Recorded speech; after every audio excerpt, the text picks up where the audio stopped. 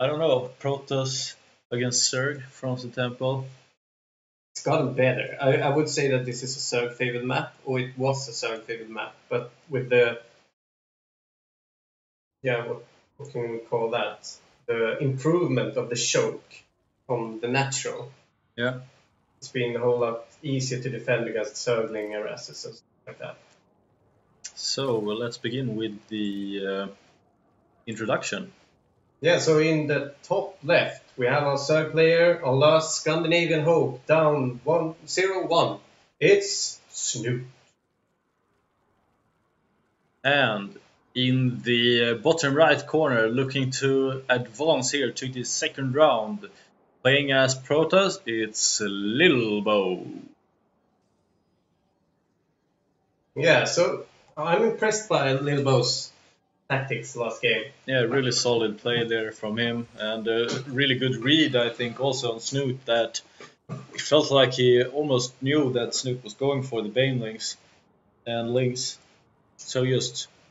Exactly, he did manage to scout that with all the Oracle and Rast he did. Yeah.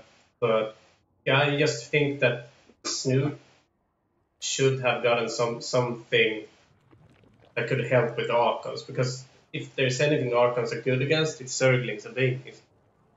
And that was basically the only thing Snute had, except for the drop pods. Yeah, absolutely. And I mean, what do you think about? I guess Lilbow, he's playing so solid here. He's probably sticking to his tactics. What do you think about Snute? Do you think he will change the gameplay up, or change his strategy some here? I'm not entirely sure. At the moment, we see the exact same strategy as last game. Yeah. From Snute. But I think that he will try and adapt to Lilbow's Archon play, if Lilbow goes for it again. Yeah, absolutely. Could have really used some Hydras in that last game, for example. Yeah. To actually bring down those shields. Yeah, absolutely, and we can see that it feels like Lilbow is maybe going for the exact same build as the last game. He's filling up some gas here, and here comes the Stargate. So we see a exact same opening from both players here. Indeed. We can also see that the depth is on its way, so it will probably go on scout. Yeah. Just like those Reapers. See if he gets a drone this time as well. Yeah, this time we're going to pay attention to that.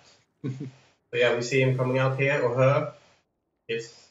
She? Yeah, she is called Eva. Alright, Eva. Yeah. That was a really bad name, but okay. Eva is going in, sending out the ghost. And I mean, this queen is quite off position, but you see some good micro here from Snute. Managed to salvage one drone at least, but... Ah, he got out over here. Yeah. That was quick. And we can see, once again, the Oracle comes out for Lilbow. Yeah. We can see now that Snute is going for that quick Ventral Sax upgrade, which Zergs have started to use quite a lot. Me as well, even. Yeah. For better scouting, easier to scout. Yeah. Yeah. Liquid Snute sees now that there's only a gateway here, there's 2 more gas, he sees the Oracle, so he's prepared for this. He's already on his way with Spore Crawlers. Yeah, and I mean, I wonder here, because we see the exact same build from Lilbow. He's going for the Forge now, and he's going for the +1 upgrade on the ground army. And I mean, here's the Oracle again.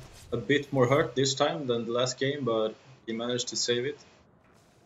So, yeah, and he should probably just run away with that for a bit, recharge the shields. Yeah, absolutely. But I mean, what do you think Snute thinks now? I mean, he has seen that, okay, he's opening the same way as last game. And we can see the Baneling nest here again. I'm not sure. Lilbow is banking up gas now as well. And this is a bit confusing. be honest, because they're doing basically exactly the same. We see a lot of sentries here this game for Lilbow. Yeah, I'm wondering if he's getting them in order to be able to wall off with what are they called? Those blue blocks. Force fields. Yeah, the force fields. The blue blocks. Yeah, I mean, as a circle player, I haven't really thought as much about them nowadays. Yeah. Since I always have like ultras or ravagers that can actually do something about them. But yeah, we see now that Snute is going out with a push. There's like, what is it? Like 30 Sterlings coming in at the moment? Yeah, and I mean, at the moment we Lilbow only has the sentries here, and it seems like Snute want to play a bit more aggressive this game than the last one. Maybe keep an eye out also for the army build from Lilbow. Yeah, we can see now that Snute is researching +1 attack. He's getting a 4th base and also a macro hatchery, just as last game. Yeah. So this does look like he's going to go for the Zergling Bailing comp that he did last time. See if it works out better this time. I mean, looking at the build here from Lilbow, it feels like it would be a lot more effective because, I mean, Lilbow is going for the blink here and he's building the robotics. So I don't think he will have the... I mean, he won't have the Archons in time for... I know to see that Snute actually moves in here. He sees that, well, there are only sentries and stalkers here, but... It feels like, I mean, for now... What just happened? That was just a scouting overload, right? Yeah, I think so. Yeah, or maybe it was a Baneling in drop here because he pulled all his probes as well. Yeah. Guess it might have been a bit sad that I didn't see that.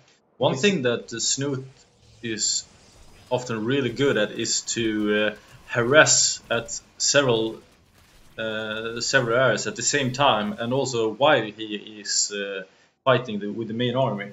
Exactly, the so-called two-pronged attack. Yeah, and I mean, we didn't see anything of that in the last game. He was playing quite defensive actually in the last game. Wasn't really putting any pressure on Lilbow, and we can see he's playing very different here in this game actually. Yeah, one thing to remember about last game is that Dust Power doesn't really work with multi-pronged attacks the same way as Frozen Temple does, because you have to fly basically to do those attacks in Dust Towers. We can see here Lilbow is going for the really offensive upgrades here. He's going for the +3 here in attack, and now he's moving out with his army here with the Blink Stalkers, the sentries, facing off against a lot of Banelings and Lings here. And I mean, what do you think here? It feels like Snute has the upper hand. Maybe this time I'm not entirely sure what. At the same time, we do have a lot of force fields ready. Yeah, we can see he will make use of these force fields to protect his army against these Banelings, but this time it looks a whole lot better for Snute. Yeah. Because Stalkers aren't really that happy to see a whole lot of Zerglings, and also Snute has the drop cloaks with the Banelings. Yeah. And this time they will do a whole lot of damage. If he drops the top of the sentries, for example, we'll get every single one. But yeah, we see now that they're going in.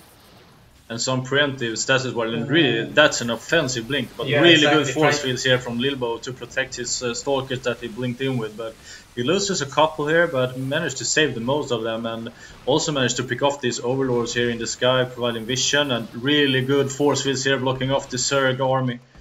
Yeah, we can see though that. And here are the Baneling drops from the drop lords, but doesn't really do that much actually. I mean, there are some low shields here, but I mean, he still has some energy here on the sentries to protect his main army, but we can see that Snute is actually taking his 5th base up on this.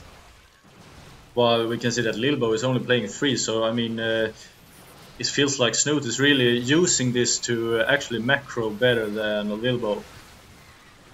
Exactly, we can see that And now the force fields are starting to vanish here, but I mean, it's GG. I'm a bit surprised there. I'm a bit surprised as well for that GG call. It doesn't feel like it was really called for. No,